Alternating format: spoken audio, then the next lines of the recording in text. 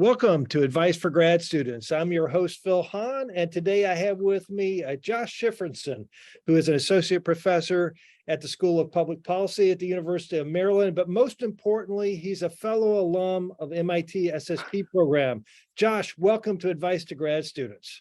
Hey, Phil, thanks for having me in. Oh, it's my pleasure.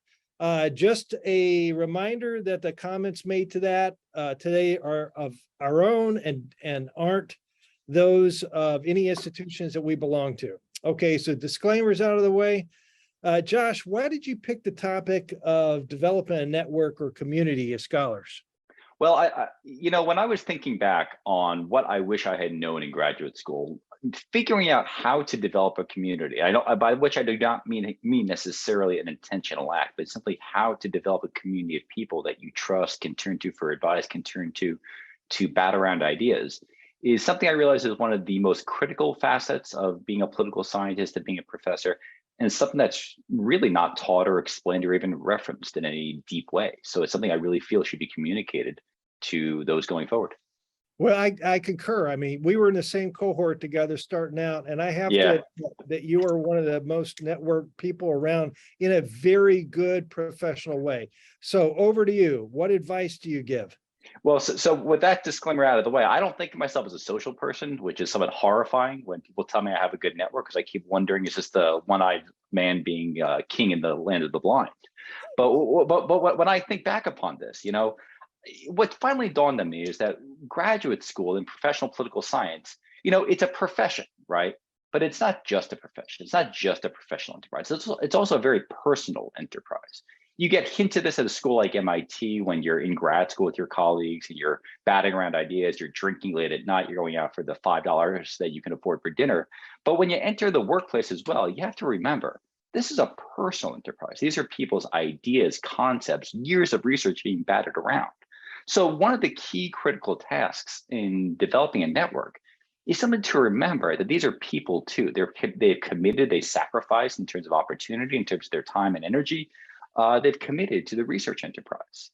And so when you're engaging them in a professional setting, never forget that there are people there. And it's amazing what being personable, just baseline friendliness will do for developing a network. If you're not the jerk yelling epithets in the back of the room, it is amazing how far that will take you.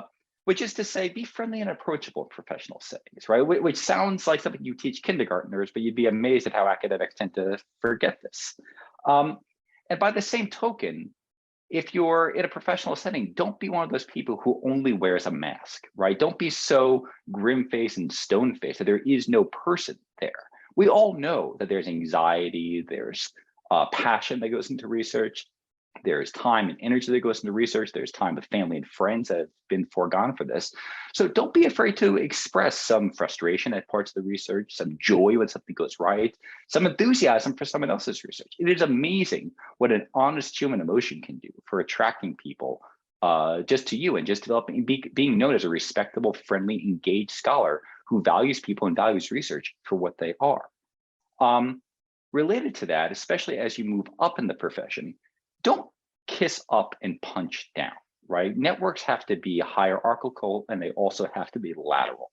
I've spoken a little bit to the lateral part of it in terms of being friendly and approachable, but don't forget that there's a hierarchical element. Don't praise, therefore, the senior scholars and poo-poo those who are coming up behind you. And by the same token, don't be afraid to approach senior scholars and express an honest emotion. It's amazing how rapidly senior scholars can come to respect you and be part of your network if you say to them in a very open-minded, fair-handed way, hey, I liked your paper, or I didn't like your paper, but I disagreed or liked this piece of it. Don't be afraid to give honest feedback to senior scholars. It is amazing how much smoke is blown in our profession, and developing a professional network can really be a very easy thing to do if you're simply honest and candid, not a jerk, just honest and candid in the process. Go ahead, Phil. Oh, I was just going to back that up. I remember at ISA, I can't remember which ISA, I walked up to you and you were having one-on-one lunch with John Mearsheimer. Oh, yeah, that's right. Over some serious research. So you actually live it out. Or anyway, Yeah. keep on going. I know you got another point to add. No. I mean, Brendan Green once called it my suicidal disregard for self, and that could very well be the case. But there's an element of this here, right? Just be an honest person. Don't be afraid to engage people. And by the same token, don't be afraid to promote the next generation, right? Those coming up behind you, a couple of years behind you, whatever. Praise good work in all its forms for good work. And don't be afraid to critique, not criticize, but to critique problematic work. Somewhat contradictory, or somewhat perhaps ironically, some of the best professional networks are with those you disagree with, right? Particularly when you can disagree honestly and forthrightly, you can really gain a lot by saying to someone, hey, I don't think you're right on X, Y, and Z topics. Let's get a drink and talk about it. And all of a sudden, what could be a very confrontational professional interaction becomes an opportunity to build a bridge, to build a rapport with someone, and to talk about where the disagreement comes from, whether there's a there, whether there is a way to patch over the disagreement, and ultimately make progress both for the research itself as well as for your own well-being. That's another way of saying, too, that you have to put yourself in positions to develop this network, which in turn means showing up to things. Now, Phil mentioned ISA, there's always APSA, there are other professional settings. Now, I fundamentally do not think you should show up just for the sake of showing up in the sense of waving the flag, letting people know that I'm here. But if a conference is on a topic of interest, or a panel is on a topic that you're devoted to or researching, or you hear there's a workshop on such and such a topic that you believe you could contribute to, or that you want to attend, show up.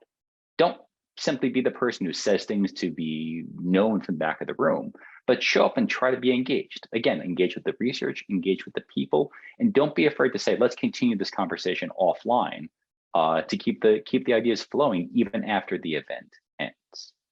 Okay. And then, I'm sorry, you had something else to say. Keep going. Oh, no, I guess the last thing, and this is my last point with showing up, don't be afraid to seek out opportunities, right? It's amazing how risk-averse people are. People don't want to express desire to attend something. But if you hear of a workshop going on, you hear of an event going forward, and you want to attend, be it a professional event, a policy-focused event, a public event, don't be afraid to email the organizers and say, hey, my research is on this. I know so-and-so who's also on the panel. Do you think I could swing by? Could I snag an invitation? It's amazing what putting yourself out there in a professional way can do to build up a network and just make yourself known as someone who's passionate about the material. And I guess passion about the material is the crux of all this, right? A network develops around those who are invested in a topic, who are not jerks, and who believe in the research enterprise itself. And so in developing a professional network, those are the three skill sets. They're not revolutionary, they're just common sense in a way. But those are the three skill sets that will take you very, very far. Okay. Like well, I cut you off. Yeah, those are great points about developing network. I want to turn this a little bit for the last question here. We've been using the network as the DV. And so to turn around and flip it around and say, what does the network then do? Why do you want to go through all this effort to develop the network? Well, obviously you want to be popular at conferences, but more importantly, your network is the way that research gets advanced, right? Research gets advanced, and also it can help you professionally. You know, it is amazing the ability to send someone a paper, let's say Saturday at 2 p.m. when someone should be out, going for running errands or out exercising, whatever it is, and say, hey, I'm working on this thing. Can we find the time to talk about this? It is amazing what having a robust network can do for getting different perspectives on a project that you're interested in, perhaps even one that you're racing to meet a deadline on. There are some people I can call at 9 p.m. Phil, you're probably one of them, and say, I'm facing a deadline on Monday. I need to work on this all day tomorrow. Can we find 5 seconds on Sunday to chat? It's amazing the returns to scale on that one. And then, of course, there are professional opportunities where someone is asked to perform at an event or be a discussant, chair a panel, whatever it is. And maybe they can't do it, but they know that you're interested in this topic as well, and they'll put your name forward. Or there'll be names for dissertation awards, or research awards, research grants, jobs. All these things can come through word of mouth. Now, this is not a way of saying there's an old boys network that prevents people from advancing or helps others advance. It's simply a way of saying that networks matter. This has been proven in a number of sociological studies. Networks matter, and it's important to get your name out there. So regardless of who you are, regardless of what stage of your career you're in, developing a network, I think, pays professional returns and research returns in terms of it being an IB. Yeah, and so that's about the time we have for this, but I wanted to reach out to the grad students and say it's pretty obvious that your cohorts right now can be core aspects or nodes of your network. Also, the grad students that are a few years in front of you, be able to reach out to them while they're physically around. And then don't forget the grad students, the stupid grad students that come after you. They likewise need early on, because they're unfortunately going to grow into being much smarter than you are, if it's any of my own experience. Yeah. So anyway, Josh, thanks so much today for advice to grad students. Thanks for giving us your very precious time. Oh, my pleasure. And it goes without saying that if anyone wants to chat more, just drop me an email. Okay, great. Thanks a lot.